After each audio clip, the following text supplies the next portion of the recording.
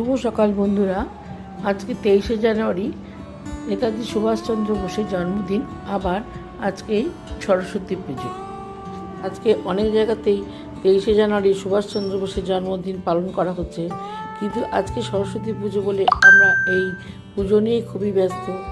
তাড়াতাড়ি স্নান সেরে নিয়ে ঘরের ঠাকুরের পুজো দিয়ে নিয়ে তারপরে সরস্বতী পুজোর কাজ করতে শুরু করব।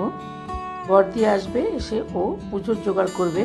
আমার সব কিছু ধুয়ে টুয়ে রাখা আছে, বাসনপত্র ধুয়ে টুয়ে সব কিছু ব্যবস্থা করা আছে। ও এসে পুজোর জোগাড় করবে। বর্দি চলে এসেছে, বলছিল যে রাস্তায় খুব ভিড়, কেননা আজকে 23শে জানুয়ারি আবার সরস্বতী পুজো। বর্দি এসে ঠাকুরের আসন পেতে এবার ঠাকুরকে বসানো, এবার আলপনা দেবে। আমরা সরস্বতী পুজো আমরা নিজেরাই করি, মানে রূপই পুজো করে, প্রতি বছরই রূপ পুজো করে। এবারও পুজো করতে বসে গেছে, দিদির জোগাড় করাও হয়ে গেছে। এদিকে ছোট্টি, মোহনদা, গীতাঞ্জলি সবাই চলে এসেছে, মাও চলে এসেছে। রিকও স্নান সেরে বসে পড়েছে। প্রতি বছরই একটা কাগজের মধ্যে মন্ত্র লিখে রাখে, সেই মন্ত্র দেখে দেখে পুজো করে।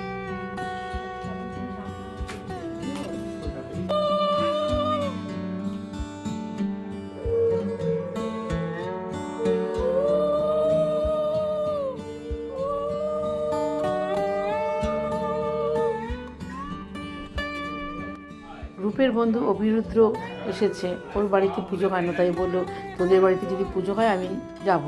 তা রূপ বললো হ্যাঁ চলে আয়, আমি পুজো করবো। গন্ধপুষ্পে নমো শ্রী গণেশায় নমো, সূর্যায় নমো, বিষ্ণুবে নারায়ণ নমো, নমো শিবায় নমো, নমো দুর্গায় নমো, নমো আদিত্যাদি নমো, নরভে নমো, নমো বাচ্চাদি দশভাত্তরি নমো, ওম লক্ষ্মী লক্ষ্মী নমো। পুজো করতে করতে কোনো রকম ভুল হলে তখন আমাদেরকে একটু বলে দিতে লাগে, কেননা বছরে একবার করে করে, তাই অতটা ভাবে মনে থাকে না। নানা দেবতা পূজা পূর্বকশ্রী সরস্বতী পূজা মহান করিছে।